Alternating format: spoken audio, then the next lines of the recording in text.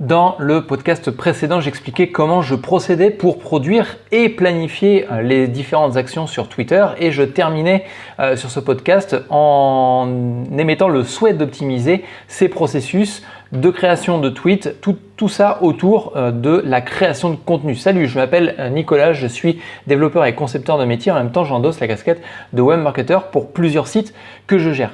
Le contenu que l'on doit créer en fin de compte, et si vous créez des articles, par exemple des articles de blog, tout le contenu que vous faites, que vous écrivez, doit être pensé pour l'utilisateur, pour Google, mais aussi pour les réseaux sociaux. Et c'est ce qui va faire toute la différence en termes de productivité et en termes de recherche de contenu. Si au tout début de votre article ou de votre contenu X ou Y, vous le pensez déjà pour qu'il soit diffusable sur les réseaux sociaux, pour pouvoir en extraire du contenu que vous allez pouvoir mettre sur les réseaux sociaux, vous allez forcément gagner en productivité. Et d'ailleurs, ce que je viens de dire, le contenu doit être écrit pour les utilisateurs, pour Google, mais aussi pour les réseaux sociaux. C'est une phrase qui est déjà toute faite, en fin de compte, qui est déjà toute construite pour être transformée en tweet. Et je peux, qui plus est dessus, caler, en fin de compte, le hashtag réseaux sociaux. Donc à partir du moment que vous écrivez vos articles et qu'ils sont pensés et orientés pour les réseaux sociaux, derrière, en termes d'extraction de tweets dessus, vous allez gagner forcément en temps. L'idée en fin de compte, dans ce que j'ai émis dans le podcast précédent, ça serait de transformer 3 étapes qui ont été faites en une seule. C'est-à-dire que 3 étapes qui sont l'extraction du tweet à partir du contenu, la planification et la diffusion sur un outil de publication. En fin de compte, ces 3 étapes-là sont extrêmement, sont chronophages. Elles n'apportent aucune valeur à mon activité puisque l'idée, ça serait plutôt de produire du contenu plutôt que de s'amuser à extraire du texte pour pouvoir ajouter quelques tags dedans, mettre les liens, etc., etc. Donc ces 3 étapes-là, en fin de compte, qui sont, je le répète, l'extraction du tweet, du contenu, la planification des actions, donc c'est-à-dire mettre des heures à un tweet dans un fichier Excel et puis en même temps envoyer tout ce fichier-là à un outil de planification. Tout ça, ce sont des étapes que l'on pourrait réduire. Maintenant, comme je le dis depuis le début, en fin de compte, toutes les étapes qui sont répétitives, que vous pouvez faire de façon répétitive, donc toutes les procédures que vous avez mises en place, vous pouvez les optimiser, donc ça c'est la première chose. Et puis en même temps, vous allez pouvoir aussi les automatiser. Mais pour ça, il faut imaginer en fin de compte les processus que vous allez mettre en place.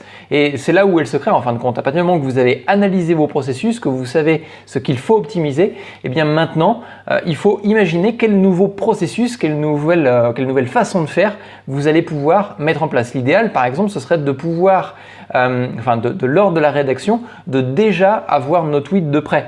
Donc, ça veut dire que déjà en termes de rédaction, il va falloir faire un effort pour transformer certaines phrases, par exemple, en punchline de façon à ce que ce soit un petit peu plus percutant et qu'on puisse les extraire directement à partir de ce contenu-là. L'idée, en fin de compte, d'ailleurs quand vous avez une idée, la première chose à faire, c'est de la noter maintenant. Donc ça veut dire que quand vous êtes au moment de rédiger votre contenu, c'est au moment où vous êtes le plus productif en termes d'imagination. Donc ce qui veut dire que derrière, à partir de ce moment-là, toutes les idées, va falloir les noter et quitte à les noter, autant les noter directement dans le contenu et dans ce contenu-là, la phrase que vous êtes en train de noter qui est une idée de tweet potentiel, eh bien vous allez directement le mettre dans votre article et c'est à partir de là que nous allons pouvoir extraire ce contenu de façon à le transformer en tweet plus tard. Dans le processus, j'expliquais que on mettait ça dans un fichier Excel. La problématique du fichier Excel, c'est qu'il faut mettre une date, il faut aller l'uploader sur les différents services de publication. Donc cette étape-là, on pourrait encore une fois la simplifier. Donc on a simplifié le fait que la rédaction soit faite de telle sorte qu'on puisse extraire des tweets directement à l'intérieur. Et maintenant l'idée, ça va être de simplifier cette étape-là. C'est-à-dire que cette étape qui est chronophage, qui est non productive en termes de contenu, c'est-à-dire qu'on fait tout simplement des actions répétitives dans un fichier Excel à remplir les tweets les uns après les autres, à mettre des dates les unes après les autres et puis à la fin à uploader ce fichier-là sur un service de publication, on pourrait très bien la simplifier. Et l'idée, ça serait directement de préparer le tweet dans le contenu, d'accord ? Donc là, on imagine la chose. Ça serait de directement extraire le tweet à partir de contenu et qu'il soit déjà prêt à être envoyé sur le service de publication.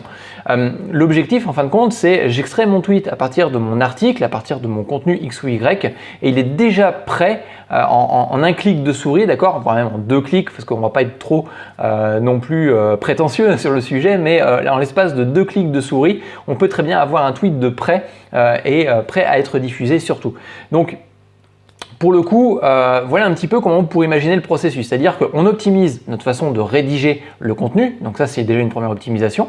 Et puis, la deuxième façon, c'est en 2 clics de souris, pouvoir créer un tweet. Et on va voir tout ça en fin de compte dans un prochain, podcast, puisque j'ai développé un outil et je vous montrerai comment est-ce que cet outil, je l'ai développé, enfin tout du moins, je vous montrerai comment est-ce qu'on l'utilise et comment est-ce qu'en l'espace de 2 clics de souris, je peux extraire du contenu et directement aller publier ça sur Twitter. Donc, si vous voulez en savoir plus, n'hésitez pas à cliquer sur le lien qui se trouve en dessous de ce podcast, donc le lien notamment pour aller sur Twitter, par exemple, si vous voulez suivre le compte Twitter, puisque nous sommes dans le cadre d'un défi 30 jours pour passer de 0 à 50 visiteurs par jour uniquement avec le trafic de Twitter. Donc, si vous voulez suivre le compte Twitter et voir son évolution et puis recevoir d'autres conseils, n'hésitez pas à cliquer sur celui-là. Autrement, vous avez un deuxième lien. Donc, le deuxième lien, c'est tout simplement l'article qui est associé à ce podcast dans lequel vous allez pouvoir retrouver toutes les informations et notamment toutes les ressources dont je parle à l'intérieur de mes podcasts.